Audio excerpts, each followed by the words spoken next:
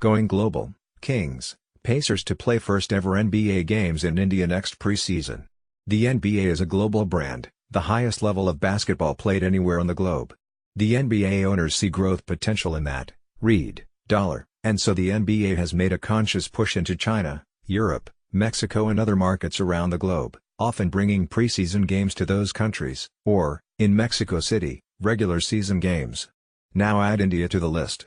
The Indiana Pacers and Sacramento Kings, a team owned by Indian-American Vivek Ranadive, will play the first two NBA games ever in India next preseason.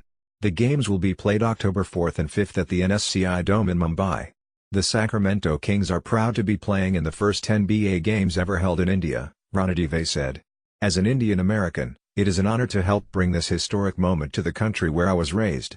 The sport is experiencing tremendous growth in India and we are excited about continuing to expand the NBA's reach to fans across the globe. The world wants to watch basketball and India is a fast-growing new frontier. Ranadive bought the Kings in 2013, keeping the team from moving to Seattle, and since then has worked to grow the sport in his native land. He has helped arrange the broadcast nearly 140 Kings games in India. He has promoted the team on social media such as Facebook, 535,000 likes for the Kings, and he has brought a Bollywood night to Sacramento. For the NBA trying to grow a fan base in India, this cannot be just a game, there will be interactive fan activities, junior NBA youth basketball programming and NBA Cares community outreach events. The game also will be broadcast live in India. Those rumors about Boogie looking better and better was getting in some post-work against and damn. Boogie was working KD all over the court. Durant tried to cover himself on social media. Cousins looks good in these selected clips, how well he's really moving laterally or in game-like situations is a different question. The Warriors wisely continue to refuse to put a timeline on his return, recoveries have setbacks, no reason to put a date out there only to if Cousins wasn't ready / is healing slowly stories out there. The buzz I have heard from sources is to think more like February, but nobody knows for sure. Durant probably thinks Cousins could go right now. Former Knicks center, now with the Grizzlies, said he's.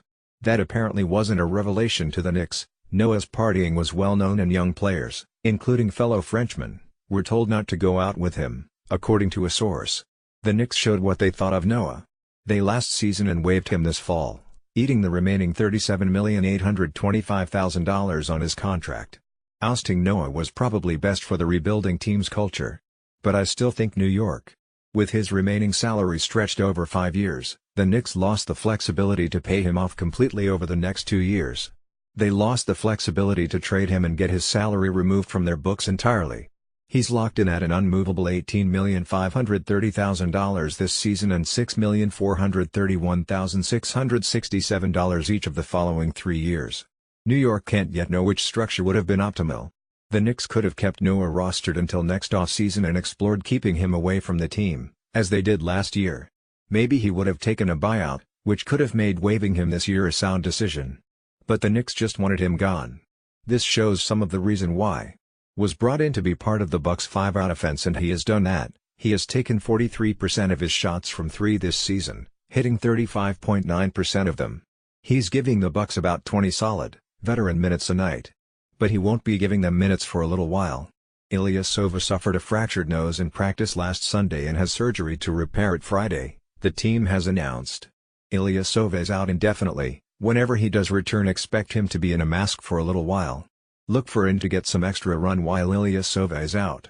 After one NBA Finals MVP in 2014, essentially said Leonard was as Leonard, who's now thriving with the Raptors, grew into a superstar, Durant praised him while maintaining his 2014 comment.